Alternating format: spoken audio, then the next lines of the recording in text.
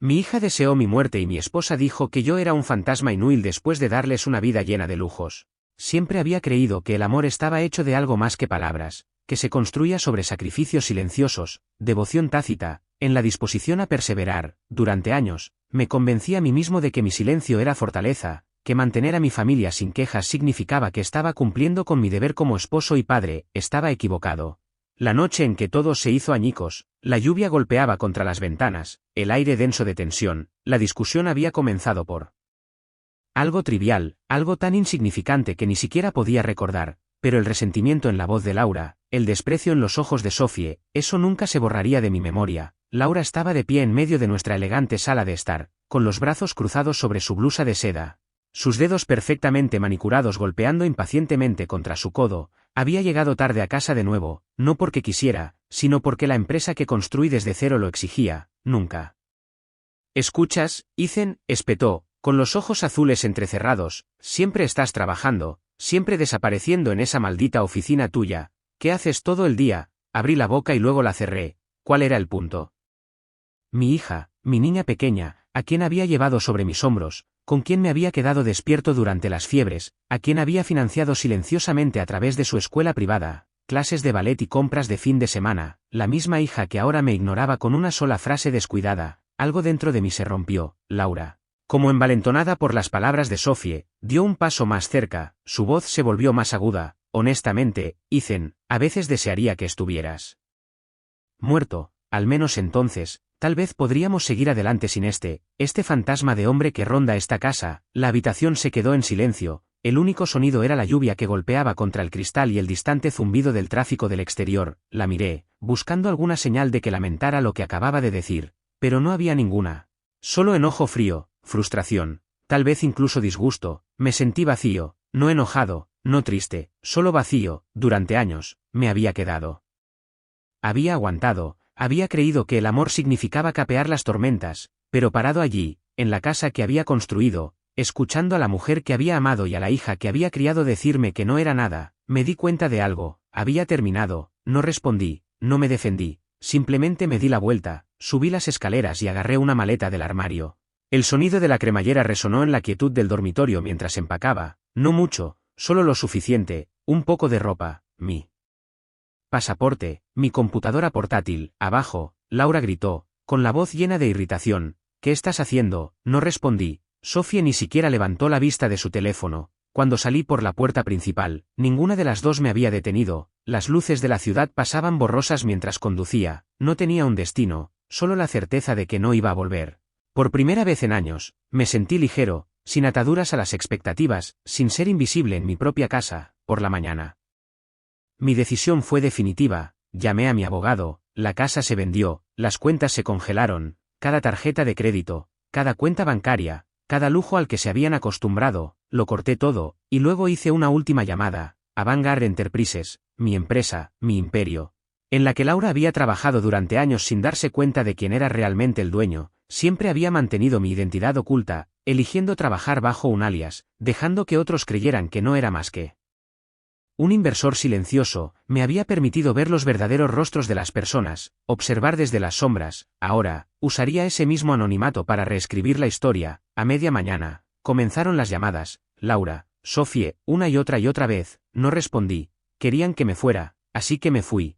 Y el mundo que una vez conocieron estaba a punto de desmoronarse. Dicen que el poder se ejerce mejor en silencio. Solía creer que el silencio significaba sacrificio, permanecer en las sombras por el bien de mi familia, pero ahora, mi silencio tenía un peso diferente. Era el sonido de las consecuencias. Mientras el sol salía sobre la ciudad, me senté en una suite del ático, una de varias propiedades que poseía pero que nunca necesité. El horizonte se extendía ante mí, con el vidrio y el acero brillando a la luz de la mañana. Sobre la mesa, a mi lado, mi teléfono zumbaba con las llamadas de Laura. 32 llamadas perdidas. Los 9 mensajes de Sophie llegaron a raudales, cada uno más frenético que el anterior. No respondí. En cambio, abrí mi computadora portátil e inicié sesión en el sistema interno de Vanguard Enterprises. Laura no se daría el lujo de largos descansos para tomar café o llegadas tarde. Aprendería el verdadero costo de la complacencia. Una respuesta sonó en segundos. Entendido, Sr. Bill. Cerré el chat y cambié al departamento de finanzas, con unas pocas pulsaciones de teclas. Cancelé las bonificaciones corporativas de Laura y revoqué sus privilegios. De cuenta de gastos, luego, Sophie, abrí la cuenta de Rieview Academy, la escuela privada de élite a la que asistía Sophie, un lugar donde el estatus importaba más que lo académico. Su matrícula, que había pagado silenciosamente cada semestre, estaba vencida. Con un solo clic, rescindí los pagos automáticos y marqué la cuenta por falta de pago. Unos pocos clics más y vi que comenzaba el efecto dominó, su cuenta bancaria conjunta congelada, tarjetas de crédito rechazadas, ahorros eliminados. El fideicomiso que había creado a nombre de Sophie bloqueado, y luego esperé. Las primeras señales de su desmoronamiento llegaron al mediodía. Mi teléfono se iluminó con un mensaje de Sophie: papá, la oficina de la escuela me acaba de sacar de clase, dijeron que mi matrícula no está pagada. ¿Qué está pasando? No respondí. Segundos después, otro: ¿están hablando de expulsarme? ¿Es un error? No, una lección. Luego vino la llamada de Laura, dejé que sonara. Momentos después, un correo de voz: Ethan, ¿qué diablos está pasando? Intenté comprar un café y mi tarjeta fue rechazada. El banco dice que nuestras cuentas están congeladas. ¿Qué hiciste? ¿Qué hice yo? No, Laura, ¿qué hiciste tú?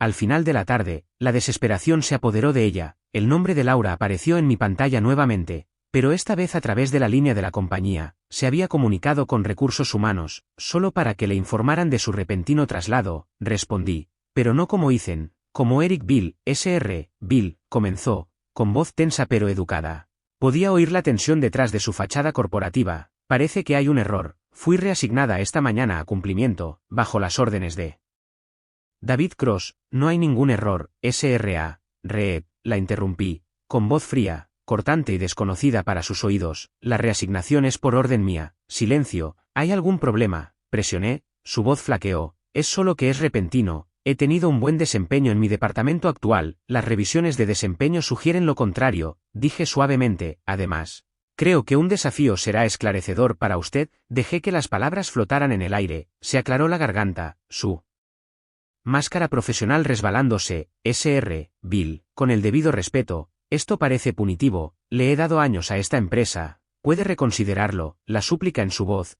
cruda, desconocida, no me provocó nada. Un momento de silencio. Luego, en una voz que reconocí, el tono agudo y herido que siempre reservaba para mí: gracias por su tiempo, Sr. Bill. La línea se cortó, cayó la noche, e imaginé el caos floreciendo en el vacío de la vida que alguna vez dieron por sentada, sin acceso a las comodidades que creían eternas. La enorme casa que llamaban suya ya estaba en proceso de venta, los costosos pagos del automóvil cancelados, sus amigos ya comenzaban a alejarse, porque el estatus solo se mantiene cuando el suelo debajo es sólido, y yo les había quitado la tierra bajo los pies. Revisé más mensajes. La ira de Sophie reemplazó su confusión. Papá, bloqueaste todo. Mis tarjetas no funcionan. ¿Cómo pudiste hacer esto? La ira de Laura era más ardiente. Sus mensajes de texto aparecían uno tras otro. Ethan, egoísta bastardo. Esta es tu familia. Vuelve. Explícame esto ahora. Pero ¿qué había que explicar? Lo habían dicho ellas mismas. ¿Cuánto valía para ellas? Nada. Cerré los ojos y por un momento, sentí el destello de algo. ¿Era culpa?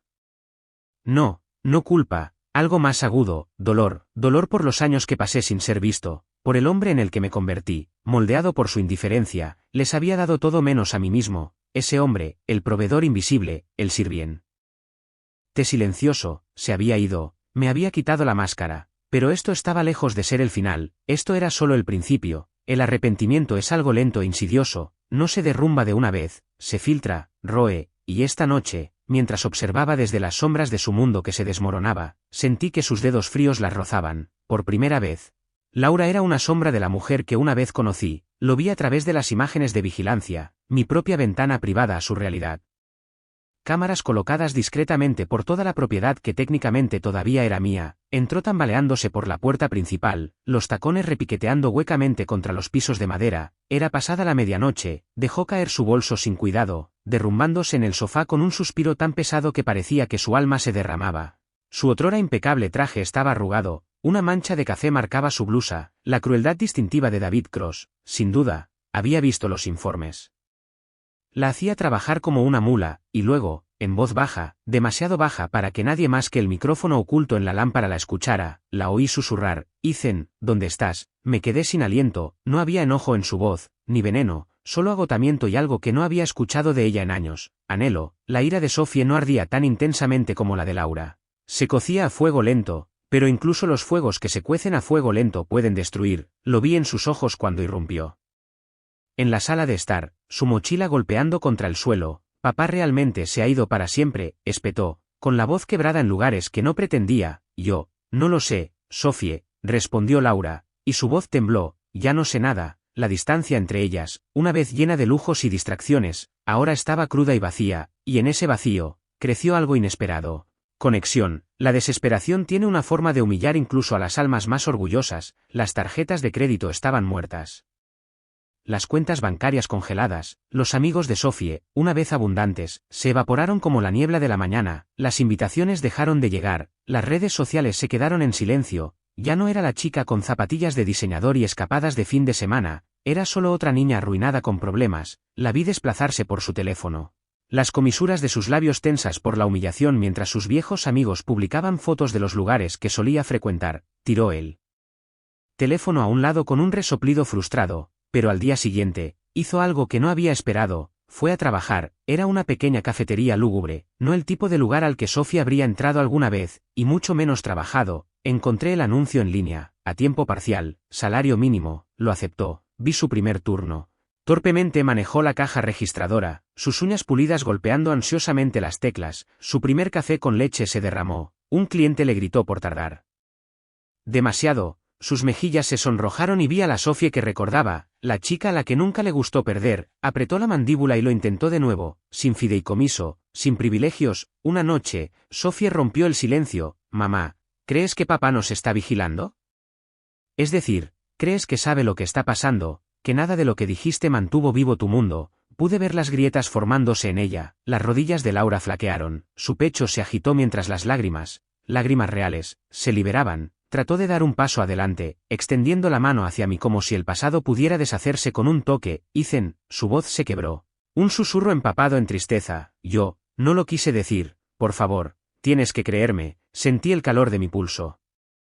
La ira todavía fresca, todavía cruda, pero debajo de eso, algo más peligroso, la memoria. Recordé las noches que trabajé hasta tarde, construyendo este imperio de la nada. Recordé llegar a casa con comidas frías y hombros más fríos, y luego esa noche, ojalá estuvieras muerto, había escupido, no sirves para nada, había añadido Sophie. Con una voz joven pero lo suficientemente aguda como para perforar el hueso. Esa noche me había quemado vivo, y de las cenizas, me levanté, Laura. Dije, con voz baja pero con la tormenta, ¿lo sientes ahora? ¿El vacío? ¿La impotencia? Eso es lo que sentí cuando me borraste con tus palabras. Miré directamente a los ojos destrozados de Sophie. No sirves para nada, repetí, las palabras abrasadoras de mis labios. No solo me lastimaste, me definiste. La voz de Sophie, quebrada y pequeña, apenas se contuvo. Yo, fui estúpida, papá, no entendí. Yo, estaba equivocada. Sus rodillas golpearon el suelo, sus manos agarrando la alfombra como si pudiera sostenerla. Pero por favor, vuelve. Laura se derrumbó a su lado, sollozando. Su orgullo reducido a cenizas. Ethan, yo, negó con la cabeza, su voz perdida en los temblores de su pecho. Perdí de vista todo de ti, pero lo juro, siempre fuiste mi todo, incluso cuando no lo demostré. La habitación se quedó en silencio, pero no estaba vacía, estaba llena de dolor, de ruina, de verdad. Mis manos, apretadas durante tanto tiempo, se aflojaron un poco. Sentí el temblor, la guerra dentro de mí. Castigar, perdonar, alejarme para siempre. Había tomado su mundo, pero ¿qué pasaría? Sí, ¿qué pasaría si me hubiera llevado el mío con él? Miré a los ojos de Sophie, su alma desnuda y sangrando. Las palabras, dije, mi voz más baja ahora, son armas. Nunca sabes cuán profundo cortan hasta que eres tú quien sangra. Sus labios temblaron. Lo sé y lo siento, papá. Y Laura, con el rostro surcado de lágrimas, su orgullo destrozado, susurró las únicas palabras que importaban. ¿Puedes perdonarme alguna vez?